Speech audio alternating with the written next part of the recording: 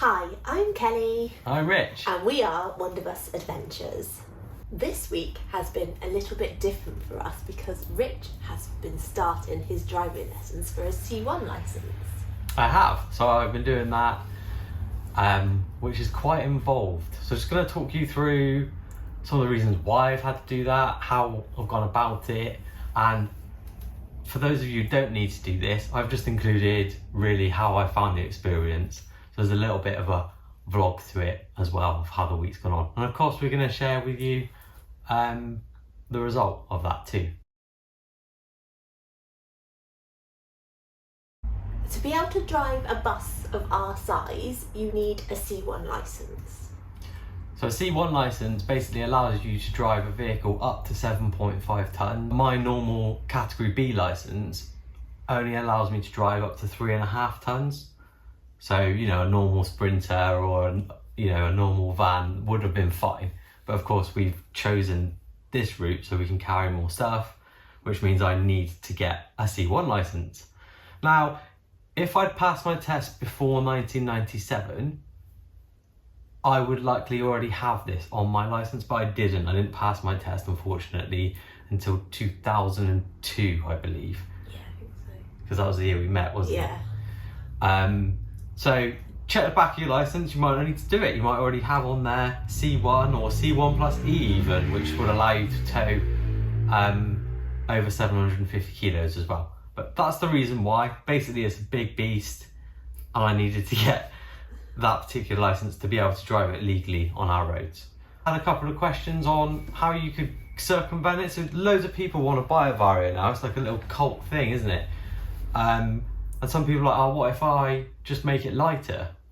Basically, good luck with that. Like, even completely empty, they're basically over 3.5 tonnes. They did make some single axle ones, and they did make some that were slightly lighter, but they're rare and the payload on them will be quite small. Another thing that I've seen mentioned, what if it's already converted to a motorhome? Doesn't matter, it's all based on the weight. So it could be like classified as a spaceship. It wouldn't matter. It's over 3.5 tonnes. Unfortunately, you need to get the C1 licence or higher. So you could go for category C, so you could drive an Arctic truck if you so wish. But I decided to go down the C1 route. So, before you can have your driving lessons and do your test, you need to apply for a provisional licence, for the C1 provisional licence. And to do that, you also need a physical. Well, it's less than a physical, it's more of a medical. Thankfully, They didn't make me run on a treadmill or anything like that, thankfully. And there's a couple of ways you can do that. So the first way is to ask your doctor. But I've been told, I didn't even do this because I've been told that that can be very expensive, and at the moment, you know, the NHS probably has better things to be getting on with. Second way is there's loads and loads of companies across the whole of the UK that can basically offer this for around 50 quid or so. So mine was very local to me. I just drove up. It was one Saturday morning, did my medicals. You know, they ask you your medical history, take your blood pressure, do a sight test basically, ask you for your prescription. So I did have to take along a current prescription, so I did have to have my eyes tested that week. Yeah, like a recent eye test. Yeah, because mine was expired, so I had to take that along. And long story short, once you've got that signed off, you can apply for your provisional. One of the things that I did on the provisional is, when I applied for it, I actually just ticked every single box. So I've got a provisional licence now for every category of vehicle, just in case in the future, if I wanted to apply for, my C licence or my C1 plus E or any of the other ones that I don't have, I wouldn't need to reapply for my provisional. I could just go ahead and do that. There's probably expiry on there, but it seemed like a smart thing to do at the time. Once you've got your provisional, you can book your theory test, and also, when we learned to drive, we didn't have to do this, but what's the other test called that goes along? The hazard perception test. The theory test comprises of part 1A and part 1B. Basically, a multiple choice test of 100 questions where you must get 85 or more correct, so 85% pass rate or higher. and then you have the hazard perception portion of it where you'll show 19 clips, and in those clips they'll show a developing hazard or 2 developing hazards, and you must get 67% or higher on that portion of the test to be able to pass. I managed to go and do mine actually last October, I think. Yeah, it was October. So I didn't have to travel far, about 20 miles, went down on a Sunday morning, did both tests on the same day. Did prepare quite a lot for it, I must admit. So I bought the book, so the official book, and we went through the book, which was really helpful. And the other thing that was really good was an online set of practice videos that allow you to practice the hazard perceptions. So I did all of that, took it sort of several times, the practice tests that are online, made sure that I could pass comfortably, went along to the test on the day, and then within an hour basically I'd done both of my tests, come out with my pass, and was ready to book my practical lessons. Yeah. You do actually get 2 hours though to take both tests, don't you? Yeah. But it's fine, so you can go back through the tests. There's kind of like no panic really, you can just go through them at your own pace. So the costs of the test in the UK are £11 for the 1A, which is the 100 questions, and then it is £23 for the 1B, which is the hazard perception test. Yeah, you can book them both at the same time on the .gov website. Bear in mind, if you're not driving for your own personal leisure purposes, you need to do your PCV part of it as well, but I didn't have to do that, which was great. So for the practical side, for the driver tests and then the exam, it's really best to shop around, isn't it? Yeah, I phoned up the national driving schools and got some really wild quotes actually, sort of thousands of pounds for lessons and the test. And the reason for that basically is because the national driving schools are like middlemen, so they do take a lot of the heavy lifting out of it. So they'll arrange your theory test, they'll arrange your medicals and this, that and the other, but they charge you for that privilege. So what I did is I booked all of that first bit myself. It's very easy to do, include the links down below, and then I shopped around for the practical element of it. So there's a few companies local to me that I could use for that. I rang them all, got some quotes for it along with available dates, which are very difficult to come by at the moment. And basically I went with the cheapest one, and thankfully that was the closest one to me as well, so literally only 7 minutes away from where I live. So yeah, the cost for that for me still wasn't cheap, so it was about £850 when I booked it. Bear in mind my lessons were moved twice. Yeah, because of COVID and lockdown and because of all of that stuff.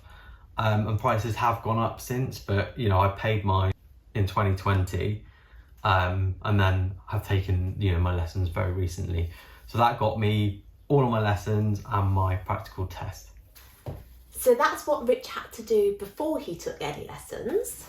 I'm going to share with you what I've got up to throughout the week leading up to my test, along with my experiences. So I hope you enjoy. Leave your comments down below.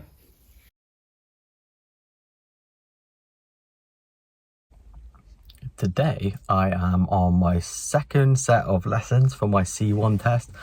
I didn't record much yesterday because I forgot, quite plainly. So for my practical training, what I have gone for is, how many hours have I got? So I had 4 hours yesterday, 4 hours today, and 8 hours tomorrow, and then a couple of hours for my test. And that's going to be over a space of a week. So this is my second day. I'm training in a large sprinter, which is rated for 7.5 tons.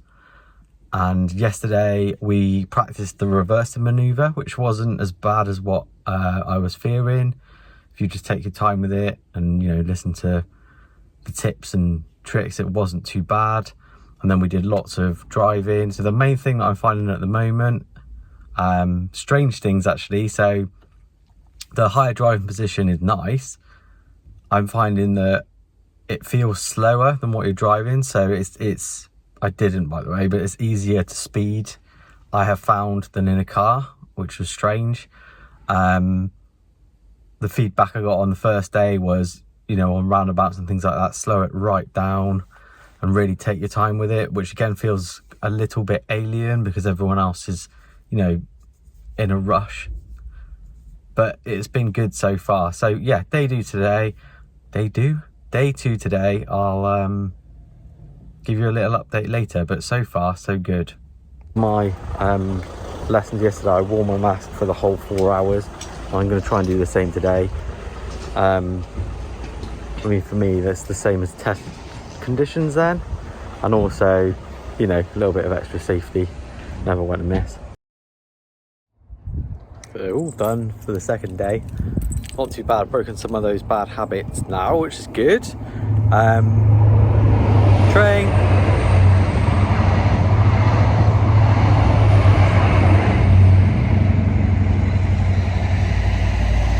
We said that we should be able to do a shorter session tomorrow, not the full 8 hours, which would be great because I think it'll be very tiring to do that. And we're going to be focusing mainly on roundabouts because again, I just need to practice those with the bigger vehicle.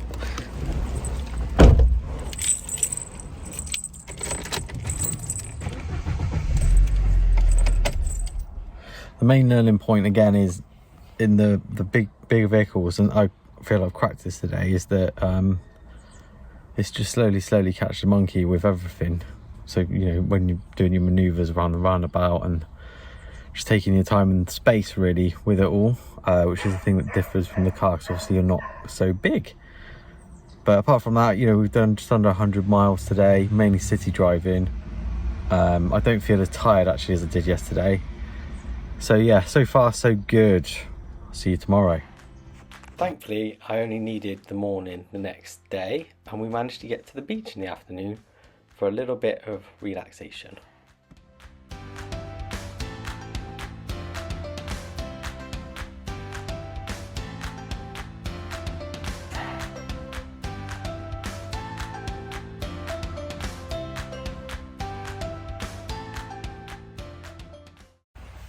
The eagle-eyed among you will note that my driving week coincided with ply lining week. Anyway, yesterday's driving went okay. So that was the last of my lessons apart from the test tomorrow. So yesterday we did lots of roundabout practice. We went and practiced the manoeuvre again, which was absolutely fine.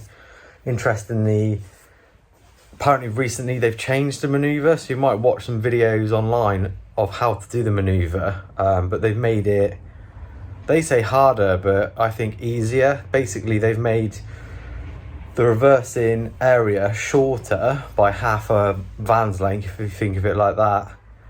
But what they have allowed you to do is start with dry steering, which feels all kinds of wrong. And when you're doing it, the van really groans and it doesn't like it. But it's not my van, and I'm allowed to do it, so by Jove, I'm going to do it. And it kind of makes it easier because you're not having to adjust the steering wheel from the beginning of the manoeuvre to full left-hand lock, which is, you know, it's less to do really because you can do it while still. So yeah, we did that. We did all of the show me, tell me things as well, which is well worth practicing. Now, all of those questions are available online to read through. And there's a couple of good videos around as well, from the National Driving School, for example. It is fairly common sense, but it's well worth familiarising yourself with them. And hopefully when I do my test tomorrow, I don't foul that up.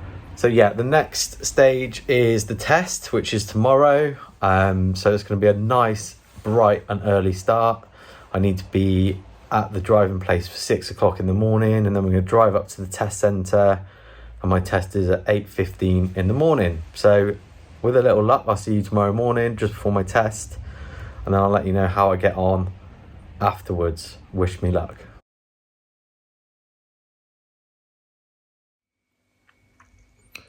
5:30 in the morning of my test. I've just had my Weetabix. And I'm having a big coffee.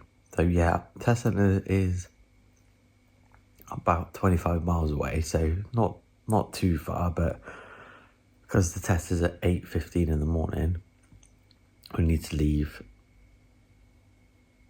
about 6 o'clock, so I need to go and get dressed. The next time I speak to you, I'll be able to reveal the result of my test. Wish me luck.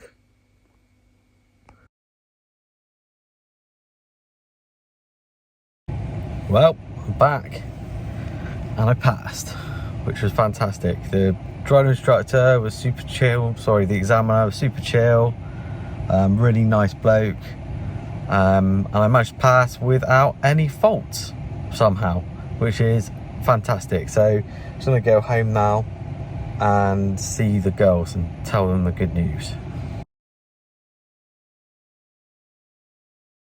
So on your test day, when you go to the centre, make sure you take your driving licence, make sure you take a high visibility vest.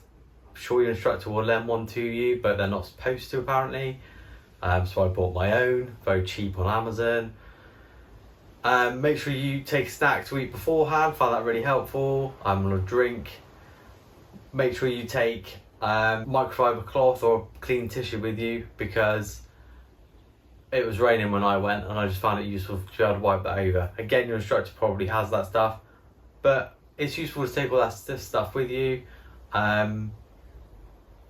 Your test centre as well, they might insist that you have, obviously wear a mask, which I did for all of my training and my test. So if they ask you those things, make sure you take them along with you. After you've passed your test, you'll be given a test certificate, and you have to remember to keep that, because that is like lawfully your licence until your licence comes back from the DVLA. Yeah, my instructor basically said, all doom and gloom, if you get a producer, so you get pulled over at the side of the road, they'll ask you for your licence, and that basically is what you would show them. So yeah, thankfully it only took a matter of days to literally come back to me, which I was really pleased with. The examiner took it off me, did the paperwork, did it back to me, I think in under a week, which is really fantastic. So that's the main tips and the main steps I took to pass in my test. Hope you have found that useful. Thank you so much for watching. If you've got any more questions or anything that we've missed, then please let us know below. Have a great week, guys. 1, 2, 3, bye!